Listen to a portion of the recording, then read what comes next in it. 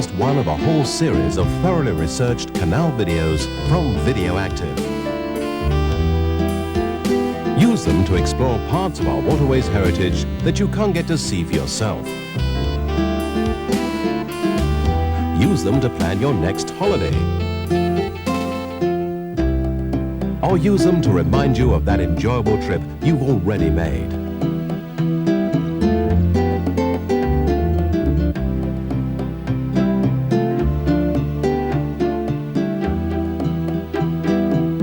To find out more about the whole range of Videoactive canal videos, write to us post-free at Videoactive Free Post or call our 24-hour telephone hotline. They make wonderful gifts.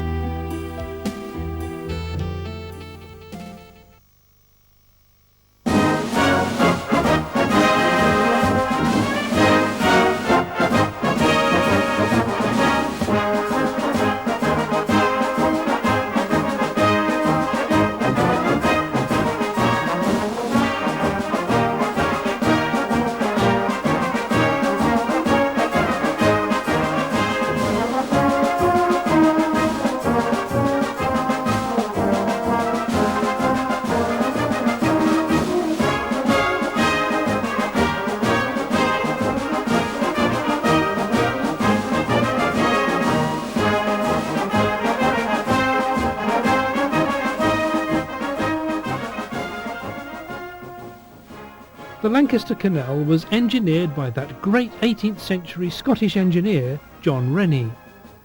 His 1792 route was intended to run from Kendal through Lancaster and Preston to join the existing Leeds and Liverpool Canal at Chorley. It was to share the line of the Leeds and Liverpool down to Wigan, and then link across to the coalfields around Bolton. The plan involved two major aqueducts crossing the River Lune at Lancaster and the River Ribble at Preston. The main northern length from Tuitfield to Preston, including the costly aqueduct across the Lune, was opened in 1799. But construction costs had already run way over budget, and the estimated cost of the unbuilt Ribble crossing was soaring. A temporary tramway was built instead, here at Avenham, on what was originally a wooden structure. It operated for many, many years, the last coal wagon trundling across it in 1862. It survived as a footbridge until the 1960s, when Preston Corporation had it rebuilt in precast concrete as a replica of the original design. In the 19th century, competition from the new railways brought an end to canal construction, and the Lancaster Canal remained unconnected to the rest of the waterway system for over 200 years. In 1979, John Whittaker, a member of the Lancaster Canal Boat Club, put forward the idea of a link via Savick Brook, the Ribble Estuary and the River Douglas to Tarleton on the Rufford branch of the Leeds and Liverpool. The Ribble Link Trust was formed in 1984 to promote the idea. For over 20 years, annual cruises have been held from Tarleton down onto the River Douglas, out onto the Ribble and up to Preston Dock. Boats leave Tarleton according to a strict timetable, setting off onto the tidal River Douglas.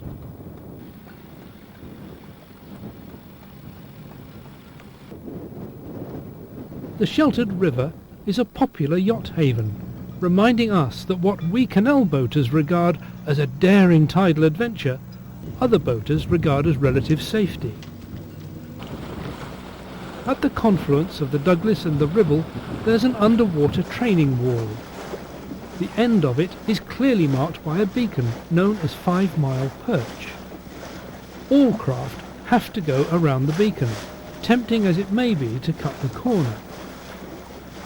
It's noticeably more choppy now, with a stiff breeze blowing up the Ribble, as it always does.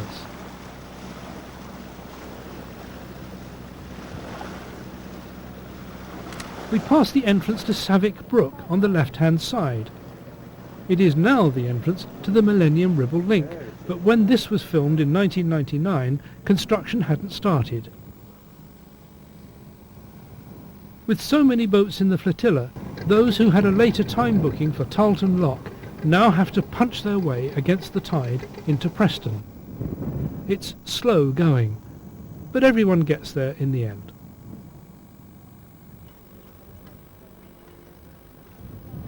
The annual Ribble cruises achieved some important goals. They raised awareness of the proposed link and demonstrated the practicality of navigating this section of tidal water in canal craft.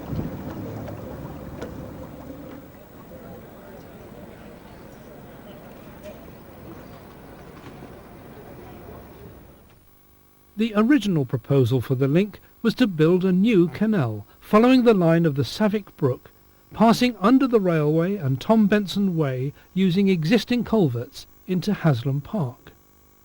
There it would veer off to the right, rise on a single lock to cross Savick Brook on a small aqueduct, and then climb a two-rise staircase to join the Lancaster Canal at the top of the park.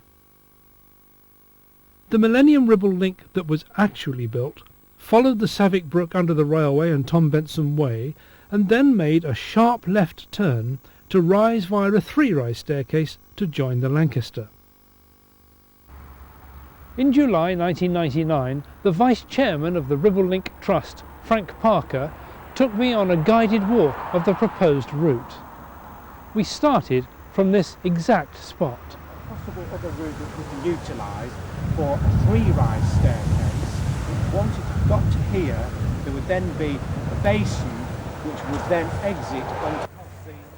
This is the site of the eventual junction with the Lancaster.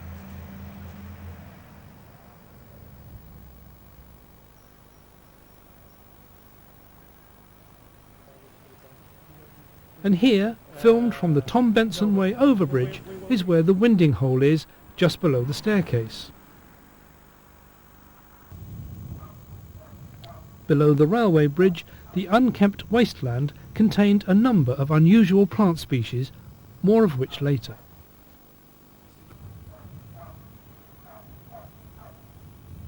It was quite fortuitous that the culverts under the road and the railway had been built to navigable dimensions and were in excellent condition. These crossings would otherwise have been an enormous hurdle. In pre-construction days, to get to the site of Lock 4, just 100 metres or so on the other side of the railway line, involved a car journey of several miles. Situated just over there will be one of the very large weirs which we have on the scheme. The width of these weirs is such that we can accommodate a 1 in 50-year flood should the situation arise. So virtually all the weirs on the new navigation are very wide in their width, but normally there will only be a trickle going down them in normal circumstances. So how wide will it be? Approximately at least 5 foot across, probably some of them are even wider than that.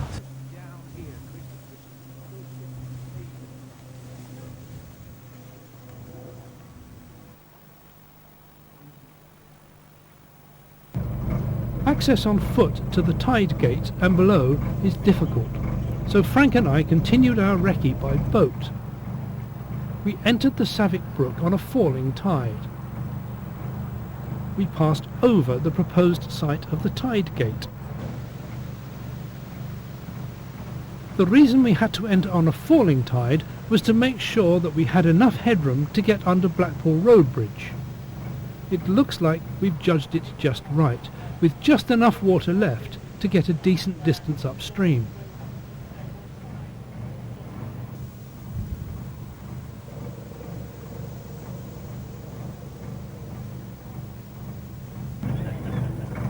It's getting really narrow now. Suddenly, just behind the BNFL Sports Club, we grounded heavily on a submerged object.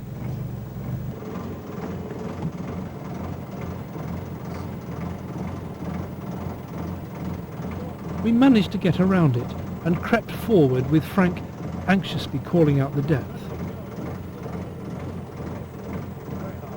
We soon grounded again and made a graceful retreat, ever mindful of the fact that the tide was now on the ebb and we couldn't stay there much longer.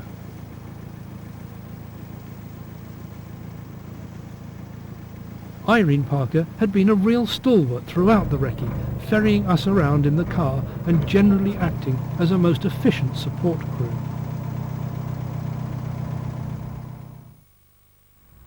The Millennium Ribble Link project isn't just a navigation.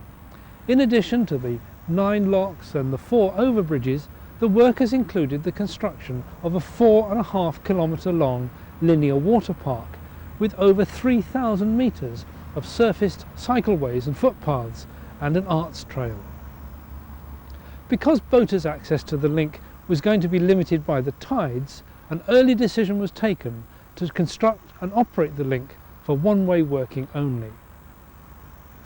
The contract to build the link was awarded to Gleeson's in November 2000, and the detailed design work was to be done by Arup Water. The project involved 4 organisations working in partnership: the Ribble Link Trust, Lancashire County Council, the Waterways Trust and British Waterways. The advance works, as they are known, which took place over that winter, involved detailed surveys, detailed design work and securing consents and planning permissions and completing land purchases.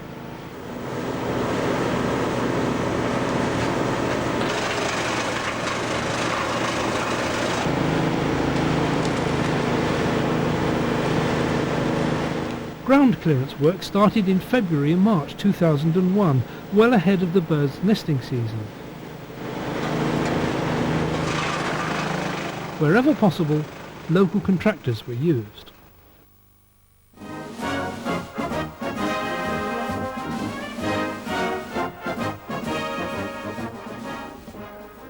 In April, the first of a number of public meetings was held to give local residents the opportunity to see and comment on what was proposed for the link.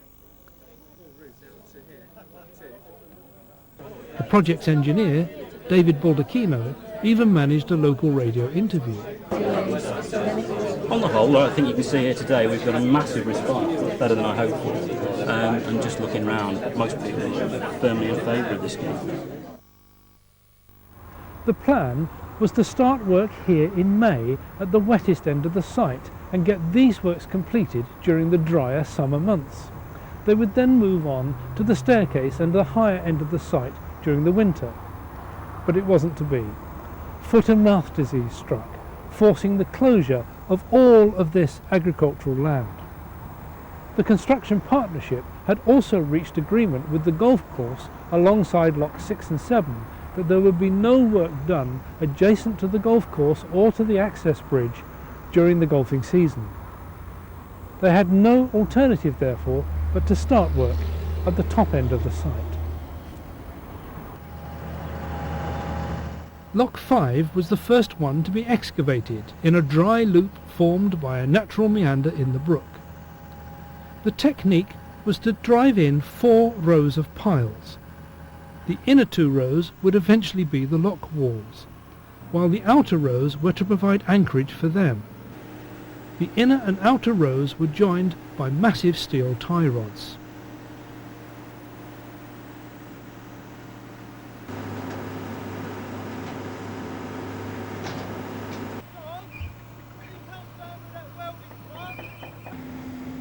At the same time, new channels were being cut to connect each end of the lock to the brook. Thousands of tons of excavated material were removed from the site, the Hino trucks running a constant shuttle to the tipping sites. The wooden battens show the excavator drivers the exact angle for the sides of the channel. In construction terms, it's called a batter. Keeping the roads clean with so many vehicle movements on and off site was a continuous battle. The sweepers were in constant use.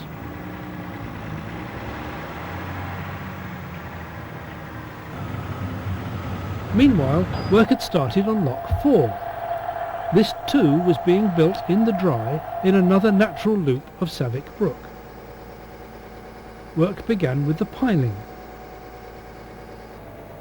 In these high-tech days, it's somehow reassuring to note that traditional tools like string lines and a spirit level still have a place.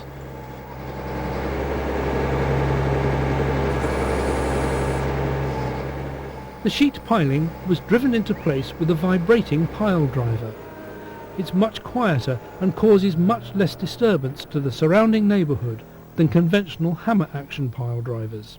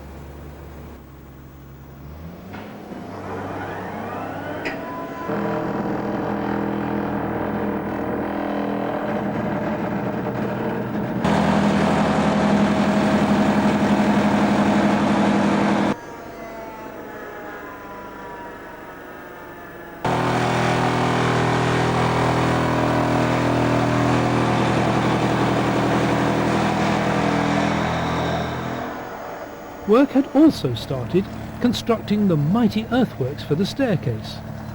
No one's ever constructed a canal staircase before by machine, so this is unique footage of a unique event.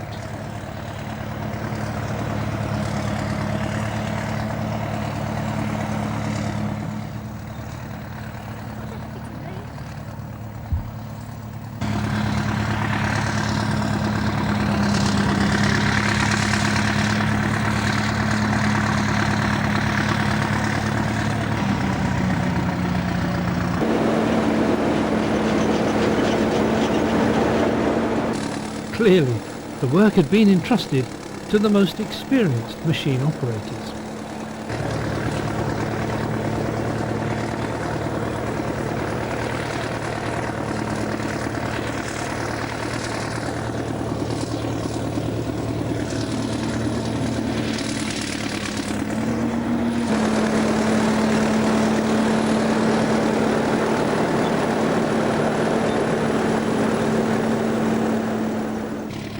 The slopes so created push the machines close to their maximum working gradient.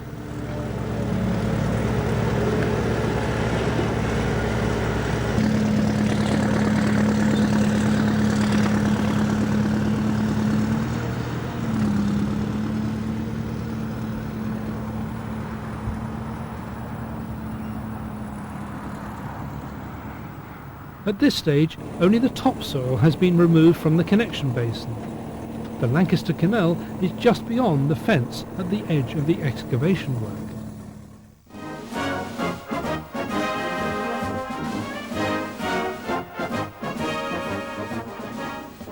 In July, 15 months before the new canal was scheduled to be opened, here was the first sign of the associated economic benefits that would accompany the new canal.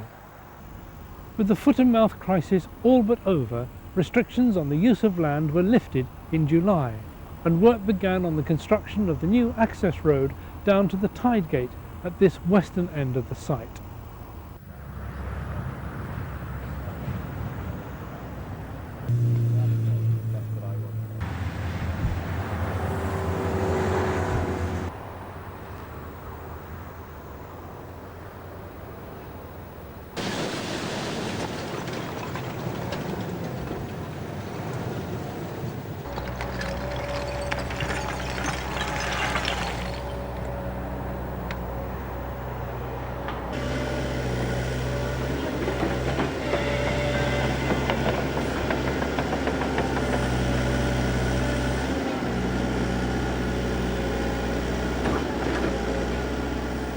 Meanwhile, near the site of Lock 8, there was some archaeological evidence of an old mill alongside the brook.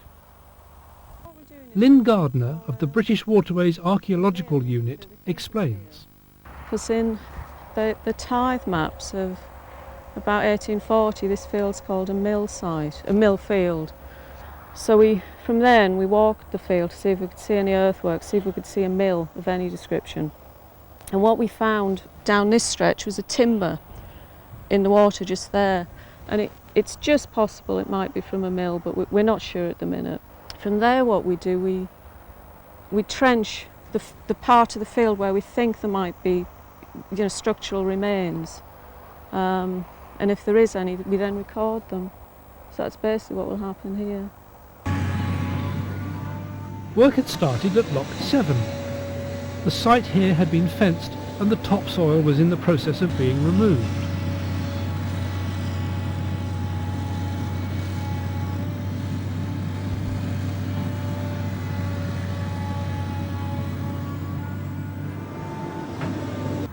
A new access road had also been constructed.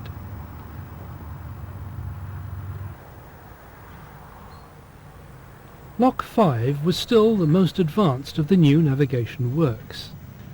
The chamber had been excavated and equipment had been installed to dewater the ground between the lock chamber and the retaining piles.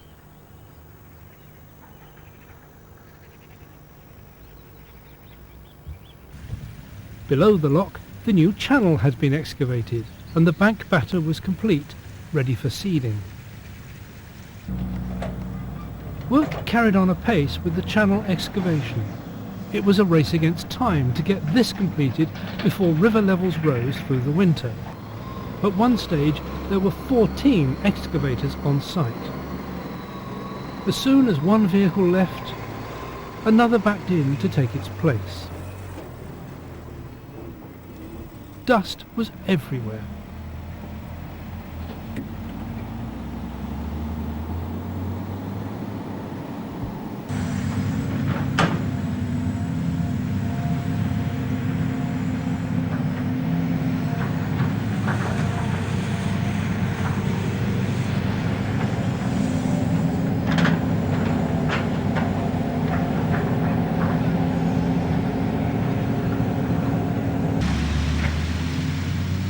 In spite of the seemingly dry conditions, vehicles were still getting stuck and required a helping nudge from the digger.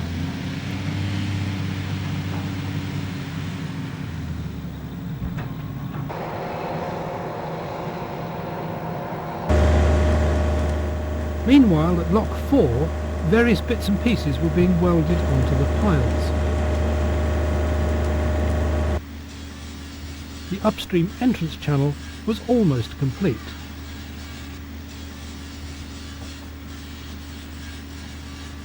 The 4 rows of piles were in place and the massive tie bars that joined the lock sides to the retaining piles had been delivered to the site.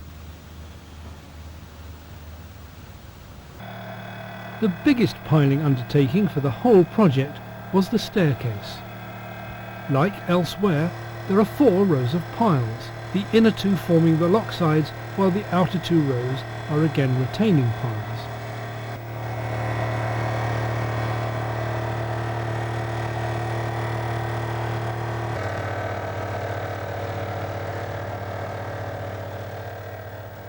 Getting the profile of the piles right was a new skill which had to be developed specifically for this project, and one that was crucial to a successful outcome.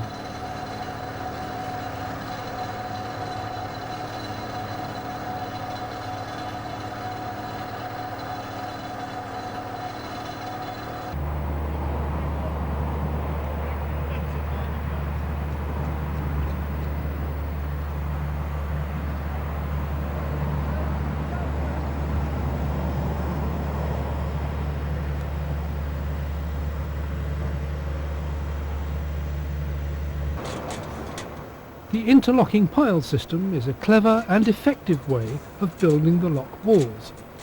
It's just that sometimes they didn't want to interlock, especially if the corners had got knocked.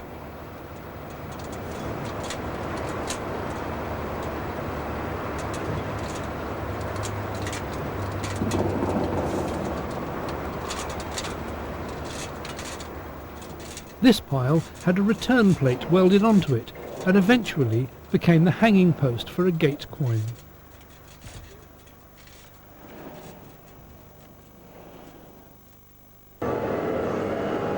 When the pile driver was working, the ground and everything on it vibrated, making our camera work and the contractor setting out equally difficult.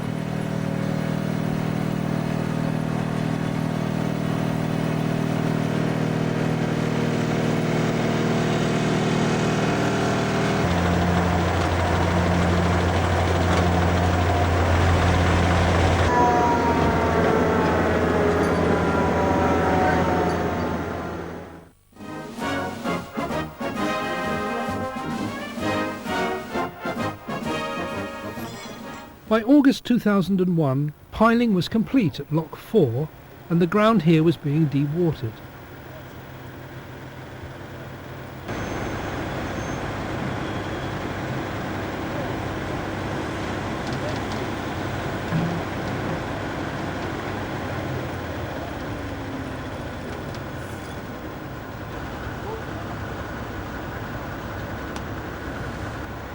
That's water vapour coming out of the pump housing. The end of the lock chamber was being blocked off with temporary piling to allow the upstream to be excavated.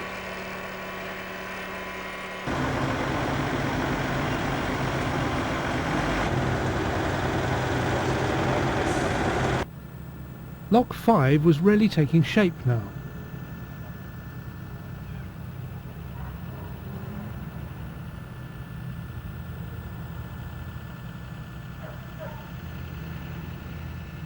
The concrete coin post had been cast and there was even water in the lock chamber. The new cuts above and below the lock were complete.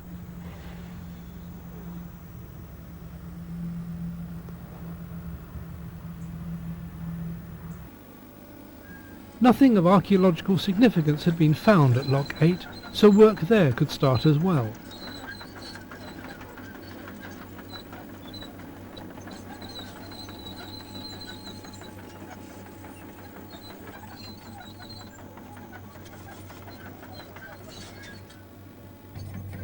The topsoil had been scraped off and the roadway constructed, ready for the piling gang to move in.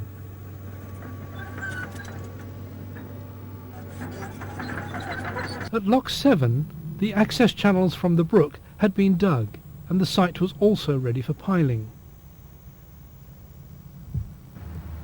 At the top end of the site, the connection basin has now been more or less excavated.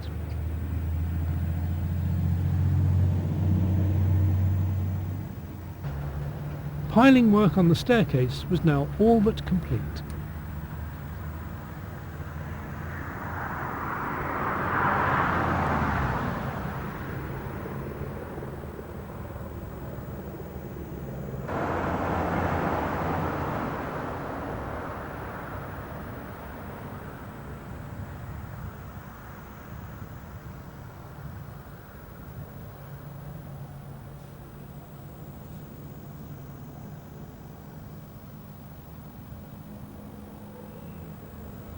Excavation of the channel between Locks 4 and 5 had been deferred because during the initial environmental survey, a nesting site for sand martins had been discovered. If you watch closely, you'll see a martin leaving its nest. Here it is again in slow motion. An alternative temporary nest site was provided for them in a sand-filled plastic container. This had been very successful elsewhere, but unfortunately the local children set fire to this one. Concerns had been expressed about the tight radius of some of the bends. There was nothing for it but to get out a 70-foot measure and see if a 70-foot craft could in fact negotiate them. As a result of this exercise, some of the bends had to be realigned. The construction gangs were getting ready to start work on Lock 6 by the golf club. This was the view of the site from the golf club access bridge. A period of prolonged heavy rain in the second week of August caused extensive flooding of the site.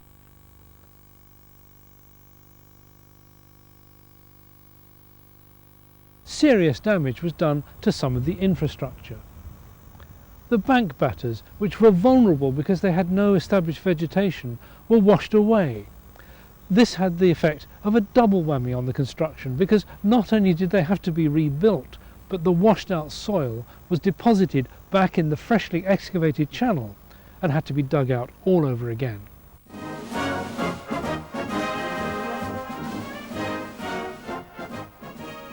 By early September, the tie bars linking the sides of the staircase to the retaining piles were in place, and work began consolidating the ground between them. A start could now be made excavating the lock chambers themselves. The middle of September again saw much of the workings flooded out after torrential rainfall. Up at the drier end of the site, work continued at the staircase.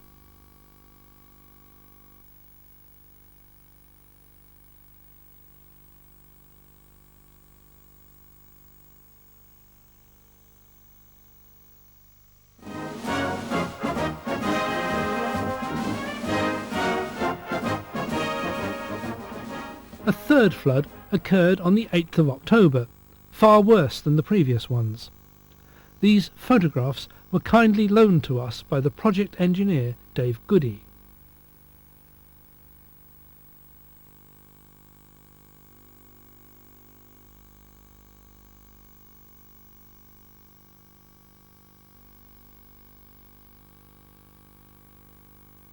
The damage to the works was again quite considerable, and no one could get back onto site for several days to do anything about it. These flood conditions had been talked about at the design stage, but now that everyone had seen them firsthand, it was quite a sobering experience. Although they looked a complete mess, the access roads were still passable even in a car, but you strayed off the hardcore at your peril. The rocks had been imported in order to construct the fish pass at Lock 8.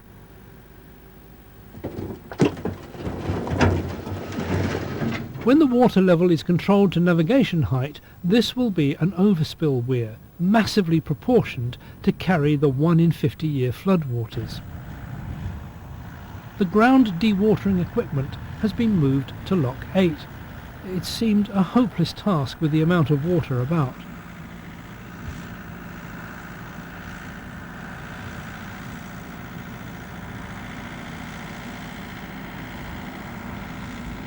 The navigation widens above the lock, as it's here that downstream boats will have to tie up to wait for the tide.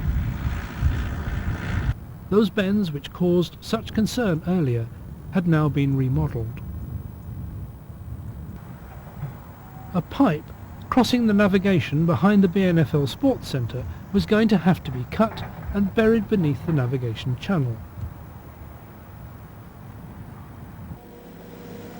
Up at Lock 7, a digger driver struggled in ground that had the consistency of wet porridge.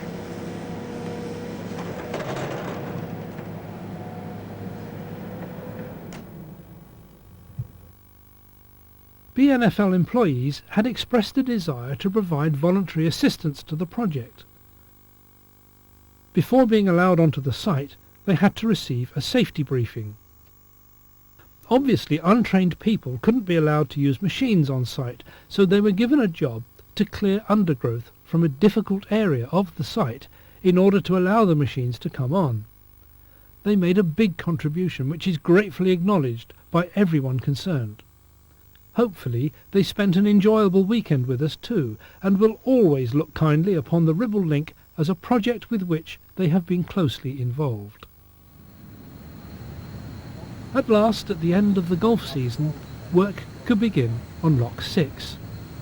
This was the only lock that had to be built on the original line of the brook, in the wet, as it was known.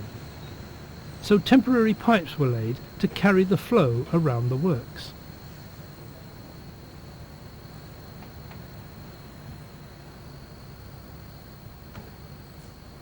Up at the staircase, concrete was being poured for the gate sills. They couldn't get the concrete wagon any closer to the site than this, so the concrete was ladled in using the excavator's bucket.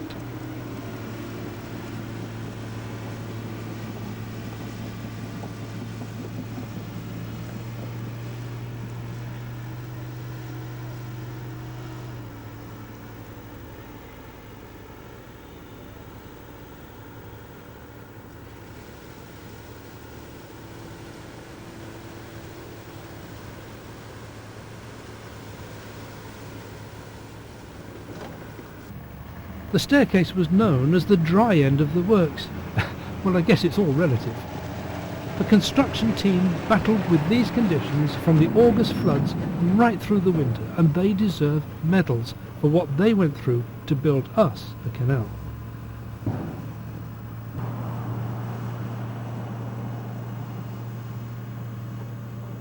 Lower down in the staircase, the sills were already in place. The two circular ducts are for the ground paddles.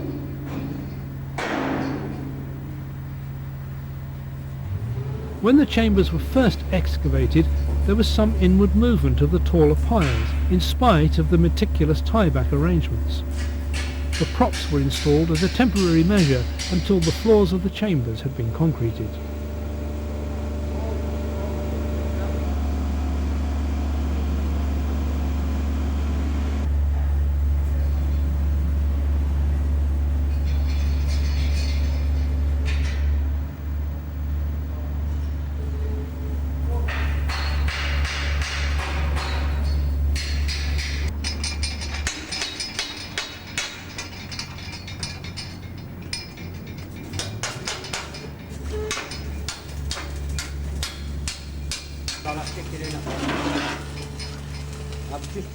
The gates for the Millennium Ribble link were all made at British Waterways Northwich workshop.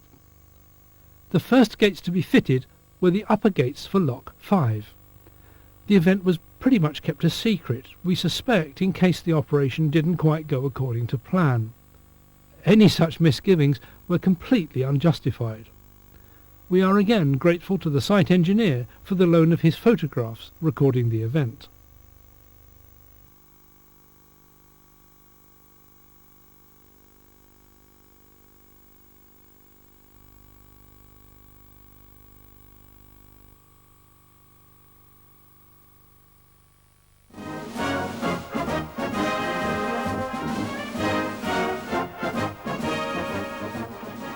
Now that water levels had dropped back to normal, we could see the extent of the damage to the banks, and the amount of re-excavation that was required.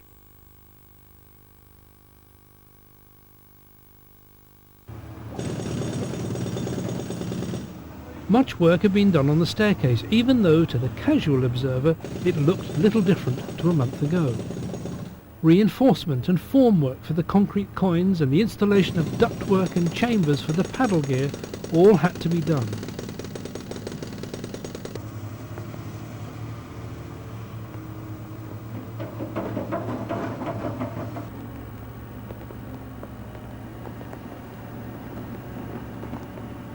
Still the relentless rain poured down. Still the construction gang remained cheerful.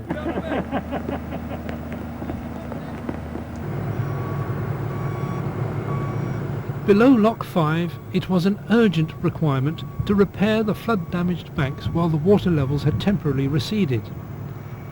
With the rain still pouring down, they didn't have long in which to do it.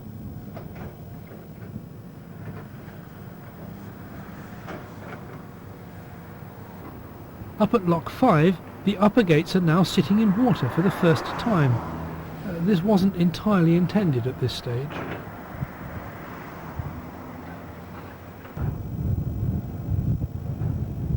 At Lock 6, the piling for the chamber was already complete, and the river flow had been diverted back to run through it so that work could get on with the fish pass. Again, more of which later.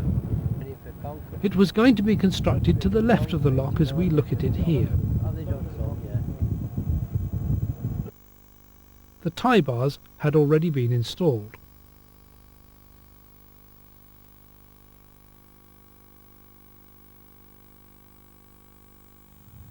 At Lock 4, the gates had been delivered to the site.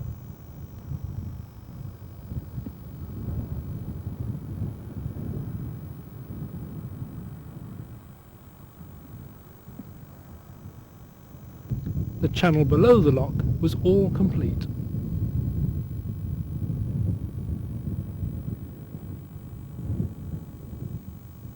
At the end of November, British Waterways commissioned Jefferson Air Photography to take a complete set of aerial photographs of the entire site.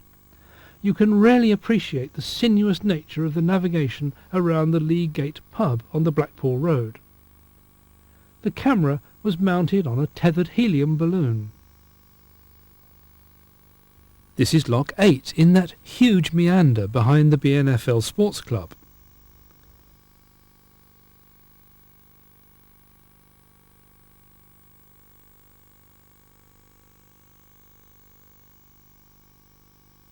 Here's Lock 7 and the footbridge to the golf course. Lock 6 and the road access to the golf course. Lock 4 and finally the embryo staircase and connection basin.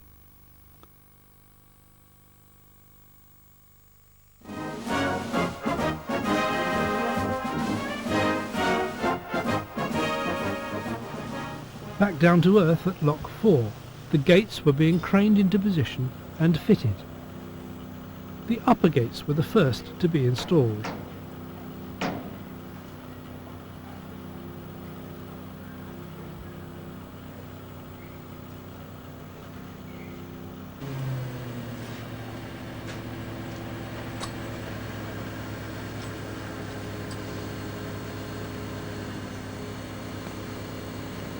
Bottom gates on locks are massive, of course, but you don't realise just how big they are until you see them dangling above you from the hook of a crane.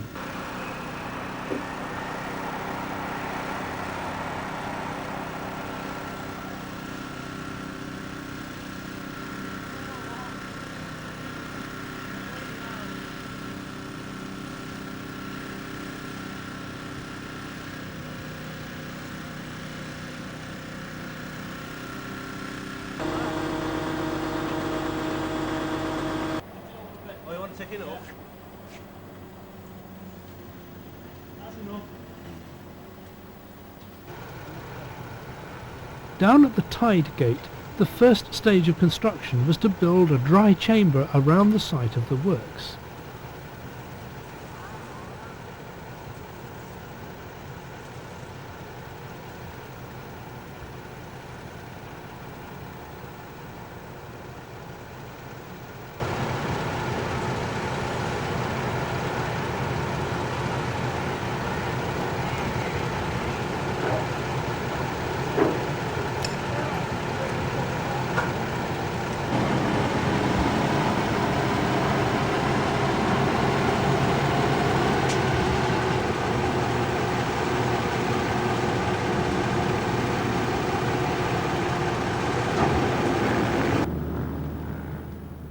Almost the last job before Christmas was the fitting of some of the intermediate gates to the staircase.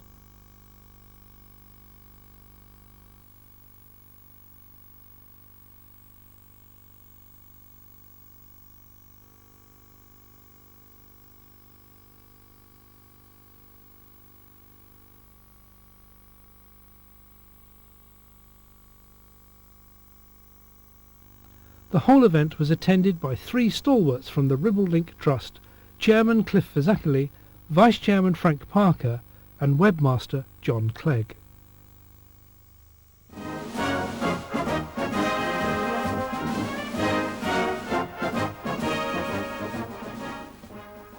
In the new year, work had now started constructing the edges of the turning basin, but the excavations weren't yet complete.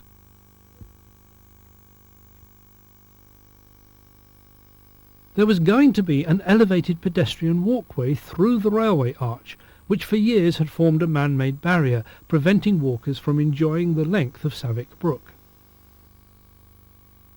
On the 28th of January, an exceptionally high tide put most of the workings at the seaward end of the site under water. However, no major damage was done.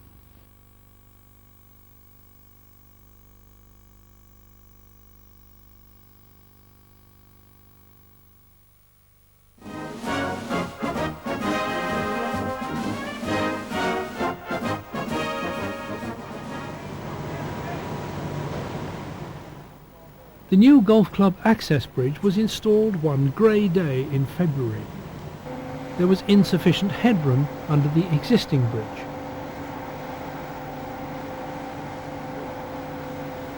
The technique of building a preformed tube on the bank and then dropping it into the channel was first pioneered at Modena Bridge on the Rochdale Canal several years ago.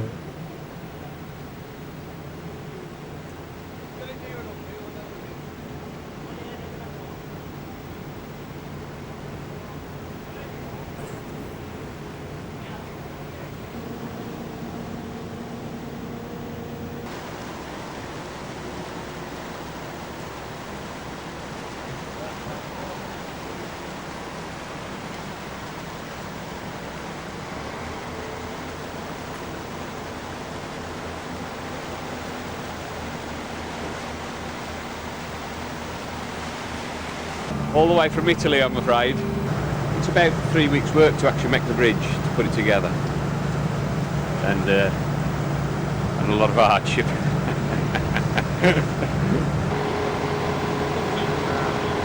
There's nobody, they corrugate the steel here, but they don't radius it apparently. You know what I mean? The last mill that used to bend it like that packed in last year, so that's why Italy now is the place where they have these things done. Just literally gets buried in stone now, yeah. I think it does have a little bit of reef, but it's not for the structure of the bridge, it's just for the formation of the road and, you know, water main, gas main perhaps, you know, just to stabilise the ground. You know, it's strong enough on it, it'll take anything you want to put on it, you know. Just above the bridge at Lock 6, the sloping piling at the back of the chamber is a cofferdam, which will be removed when the works are complete. The concrete sill has already been cast.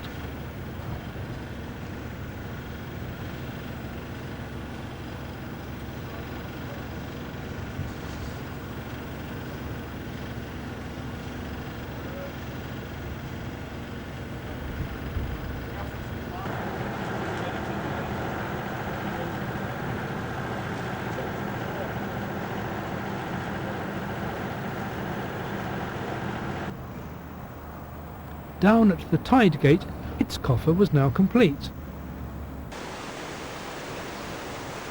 After pumping out, reinforcing mesh was laid ready for the construction of the bed of the single radial gate. Up above Lock 4, bank protection works are being installed.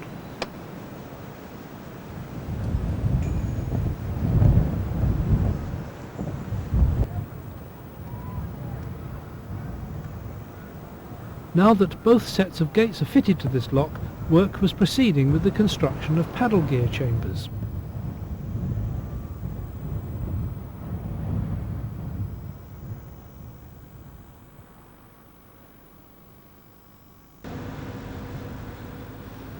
A second bridge was being installed above Lock 8. In the strong winds, a bit of help was needed from a digging machine to position the bridge accurately.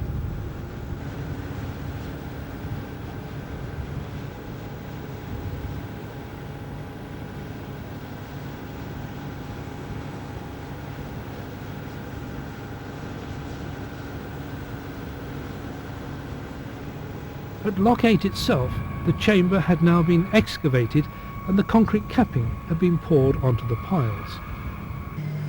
Up at the staircase, the footbridge was in the process of having its ends set in concrete.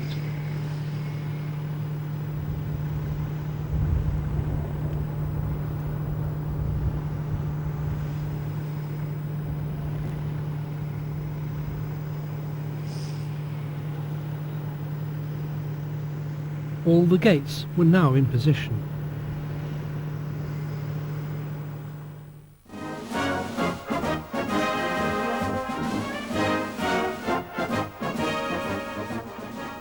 Work at the staircase concentrated on building the overspill weirs. The locks themselves were nearly complete, and it was clean-up time. By the end of March, piling had been driven for the breakthrough into the Lancaster Canal, and the bridge abutments were ready to receive the towpath bridge over the junction. On the 26th of March, the new bridge duly arrived, all the way from its constructors in Holland.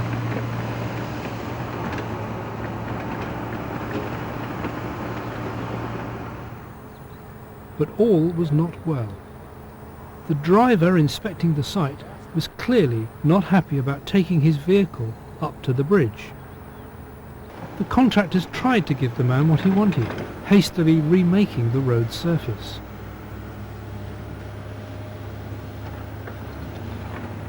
It's not going to work today. He said this driver refuses to go up here with it. Why is that? Well, he's afraid that the stones might chew up his tyres. Plus, it's a very low-lying body, you see, Right. in comparison to ours, you see. Ours are up that little bit more off the road, and if he gets stuck in the road, it could do a lot of damage, you see. So, what we're going to do for today, we're going to lift it up, leave it here, and then tomorrow then, we're bringing the crane back again, plus our own wagon, which will be higher up, and then we're going to lift it up and take it up. All they could do on this day was to unload the bridge onto the ground.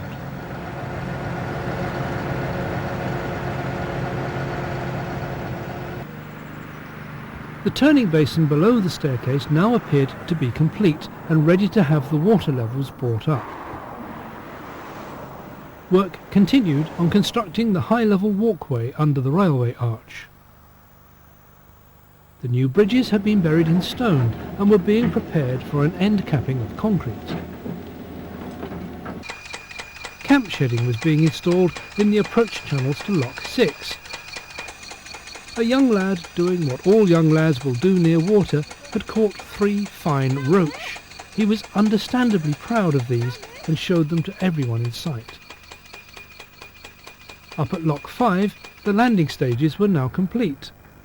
British Waterways had made them from recycled plastic and had experienced quite a steep learning curve understanding how to use this new ecologically sound material. This is the same lock from the air. During the month, British Waterways had again commissioned a set of aerial photographs of the site. This is the turning basin and the staircase, the connection basin with piling going on, Lock 6, and this the sea lock. And here's the new golf course access bridge with the original still standing beside it.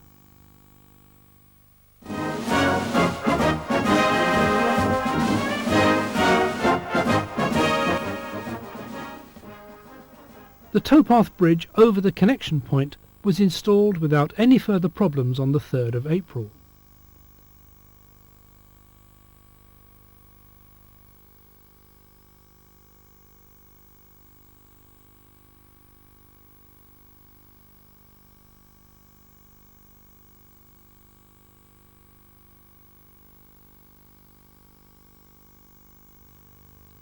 The low-level pipe blocking the navigation behind the BNFL Sports Club was rerouted under the bed as planned.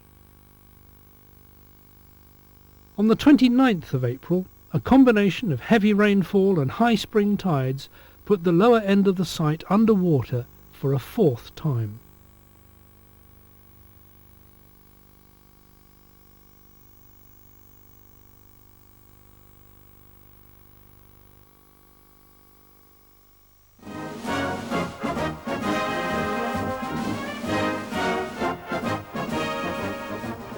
In May, there was a huge concentration of effort to get the tide gate installed. If you've ever complained about your journey to work, then how about this as an alternative? It's the only way to access the outside piles for the coffer around the works.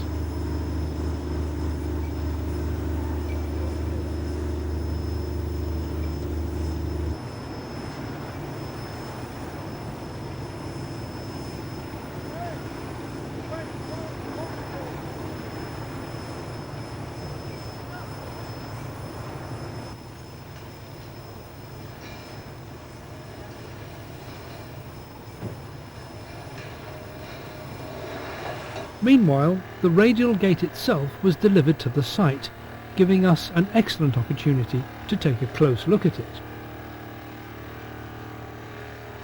The area around Lock 8 was still extremely wet after the April rains.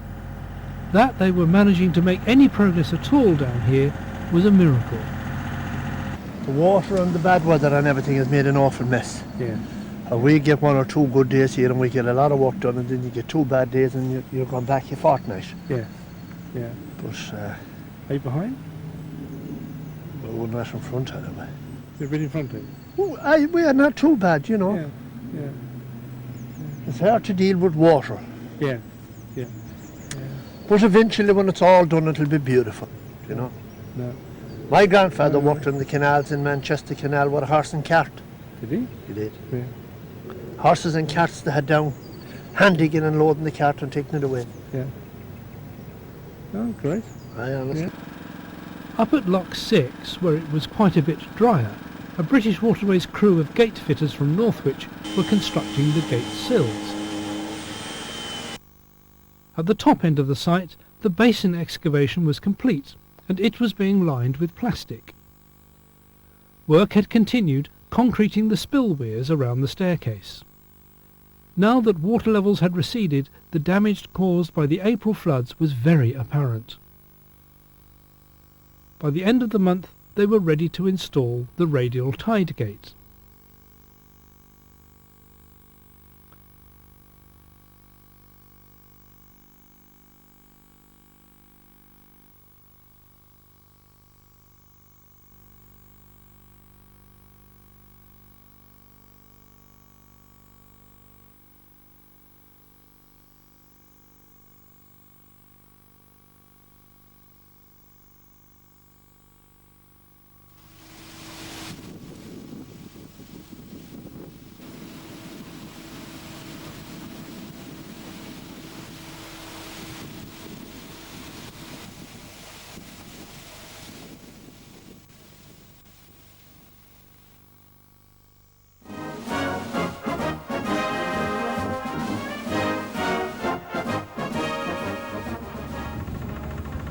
Now that work here is finished, the coffer dam around the tide gate had to be removed. It seems that there was no alternative but to send down a diver to cut off the piles at riverbed level. If you ever thought of diving being a romantic job, best think again, eh? The operation is quite spectacular, and it's clear from the cut end of the pile that visibility down there was completely non-existent.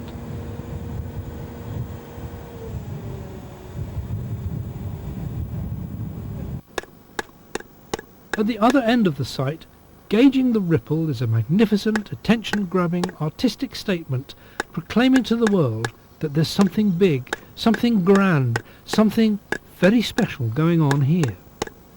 It's the focal point of an arts trail extending along the line of the link. The idea really is an interaction between us and the water, in the way that that's what canals are. Canals are us and water. It's not just water, it's we've made them. So he's sort of gauging the volume of water in the loch, generally overseeing what's happening in the water, and the Ripple part of it is an early name for the Ribble was the Ripple before it was corrupted into the Ribble. Even before the connection to the Lancaster Canal was fully dredged out, British Waterways were keen to get a boat into the connection basin.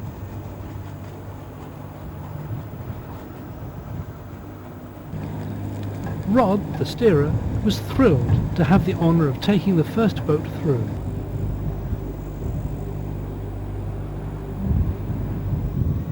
This was such an exciting occasion, even the normally taciturn site engineer David Baldacchino couldn't resist a photo for the family album. One thing we haven't talked about much so far is British Waterways' meticulous attention to the care of wildlife during the construction phase of the project and for the provision of ongoing habitat. It's been a major goal of this project. One example has been the use of bundles of hazel twigs for bank protection, which provides ongoing habitat for the endangered water voles and other small mammals. The sloping bank and a shallow underwater shelf at the margin are designed to encourage a rich variety of aquatic marginal plants. At each lock there's a fish pass. Modelled on types developed in Australia and New Zealand, they provide both the fast-flowing water beloved of trout and the abrasive surface over which elvers love to wriggle on their way upstream.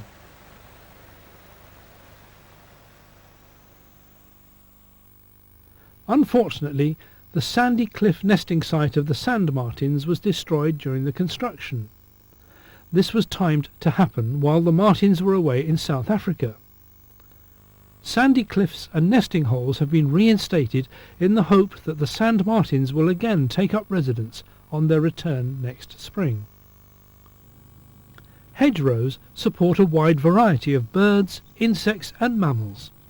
Nearly 2 kilometres of hawthorn hedge has been planted within protective fencing along the side of the new navigation. And just look at the numbers of people out and about on a summer's Sunday morning enjoying this new amenity. To most people, just putting the walkway through the railway bridge has made an enormous difference to their leisure. And so the great day dawned in July 2002 when members of the Ribble Link Trust could take their own boats down the Millennium Ribble Link for the first time. It was an event that some of them have been working towards for over 20 years. Officially, this wasn't regarded as an opening ceremony, but the beginning of a commissioning period when not only the hardware of the navigation but systems and methods of working were being trialled.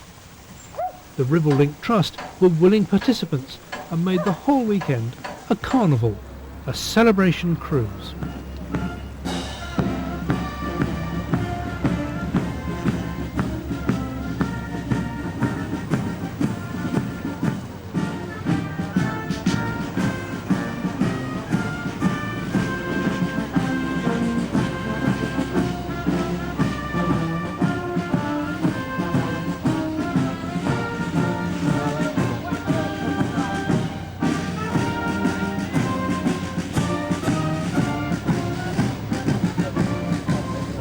Downgoing boats had to wait for the tide at Lock 8. Here we caught up with Cliff Fazakerley, the chairman of the Ribble Link Trust.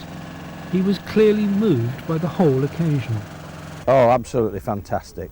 It's a dream come true to finally see this waterway completed. Really is fantastic. The actual link that you see now was something that I'd put together, funny enough, back in about '94.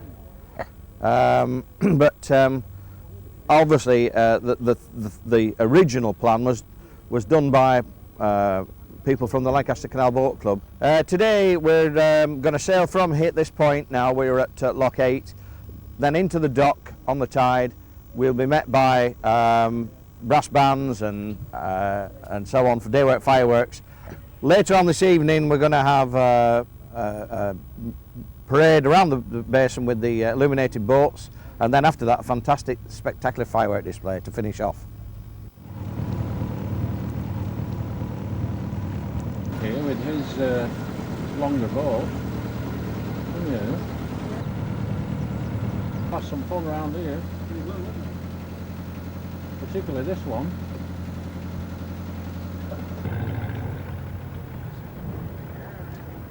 At the tide gate, we have to wait for about an hour for the incoming tide. When it's made a level, British Waterways lower the gate and give us the green light. The Lancaster Canal is now connected to the remainder of the canal system.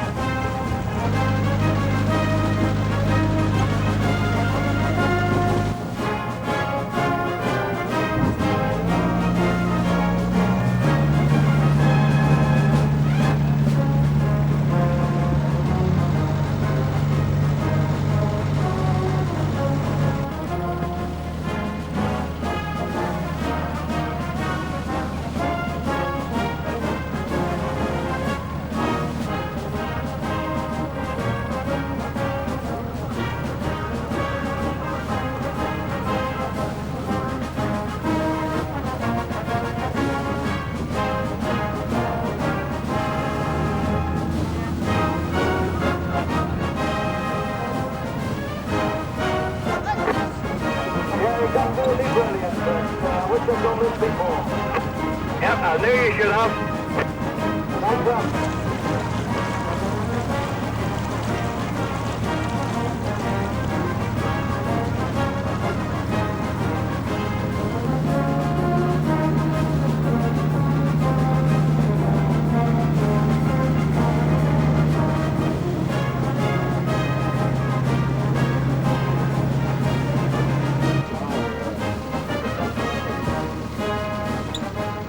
It felt as though the whole of Preston had turned out to cheer us into the docks.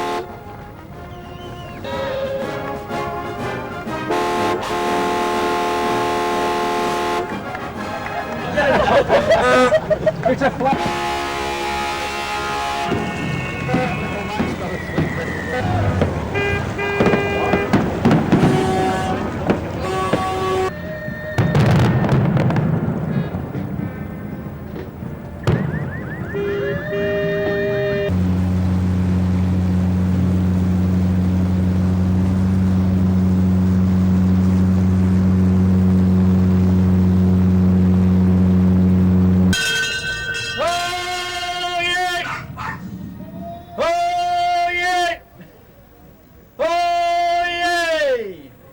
Welcome to the Ribble Link Celebration Cruise 2002.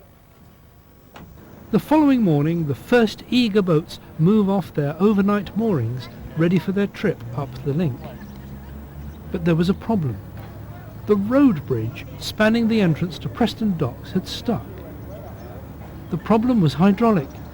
It was a Sunday, and the spare part they were holding was the wrong one. People waited anxiously, helplessly. Surely it couldn't all go badly wrong at this stage, could it? The boats tied up again. Tea was brewed.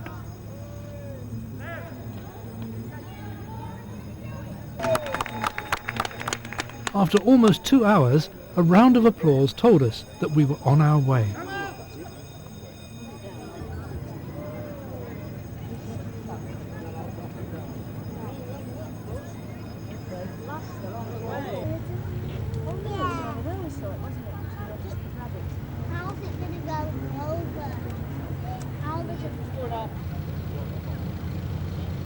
But time was now very tight, and the slow boats were going to struggle to make it to the tide gate. 3/4 of an hour. So push on, keep going. I'll see you there.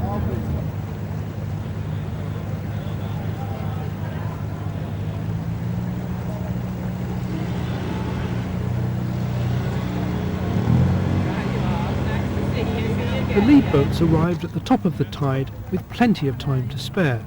Fortunately, it was a very high tide that morning, which gave the slower boats a bigger window, and they all made it. Once through the tide gate, the boats had to tie up and wait for the tide to drop to give sufficient headroom under Blackpool Road Bridge and the even lower Pipe Bridge beyond. Time for more tea. At last we got the OK to proceed. You could feel the excitement. These will be the first boats ever to navigate onto the Lancaster Canal from the rest of the canal system.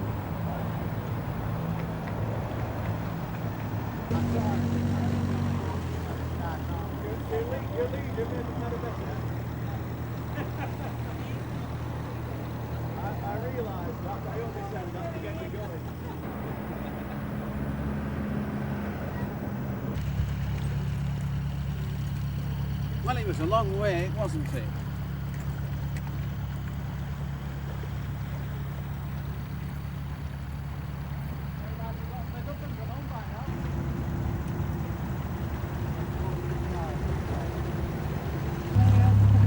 Should have put some big ropes around.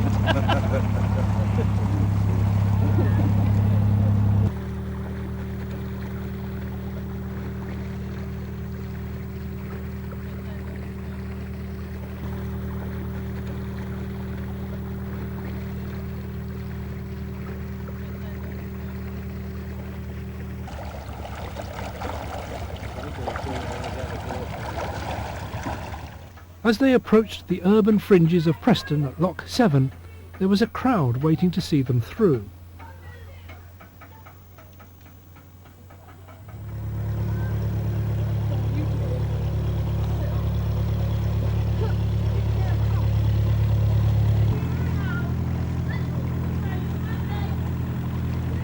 The crowd followed the boats all the way up the link. It wasn't just boaters who had been eagerly awaiting this moment.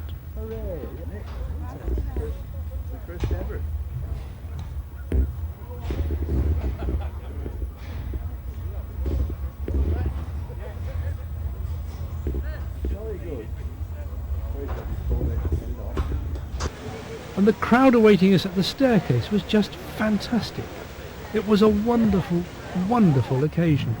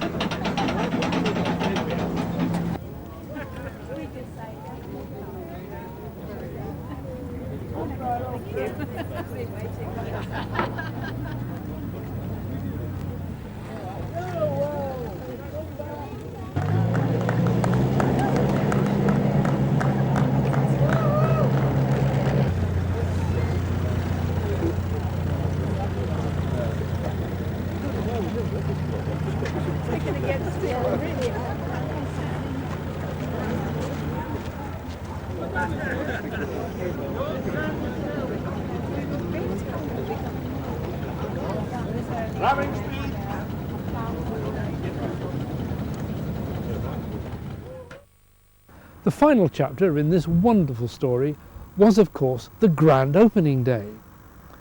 On the 20th of September 2002, the Millennium Ribble link was officially opened by the Right Honourable Margaret Beckett, Secretary of State for the Environment, Food and Rural Affairs. It was the first completely new navigation in Britain for over 100 years. Not reversing anyway. No, they're driving. Yes. Sorry. This way, please.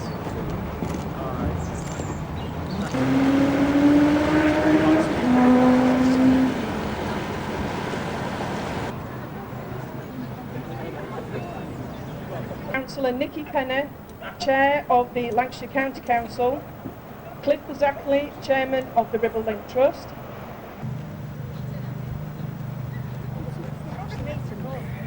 I'd like to take this opportunity very sincerely to congratulate all the partners in the Ribble Link project on their vision and their determination in creating a new waterway which will benefit not only boaters but the whole local community. And I think it's marvellous that it was the drive and energy and enthusiasm of local people, coupled of course with some support from the Millennium Commission, the Waterways Trust and British Waterways' own engineering skills that brought this project to fruition. I'm sure that the local community will take great pride in this new local park, that it will provide a valuable recreational amenity and create opportunities for walking, cycling, boating, nature watches, and perhaps even a little art appreciation. So congratulations, hearty congratulations to all of you, and thank you for inviting us to join you today.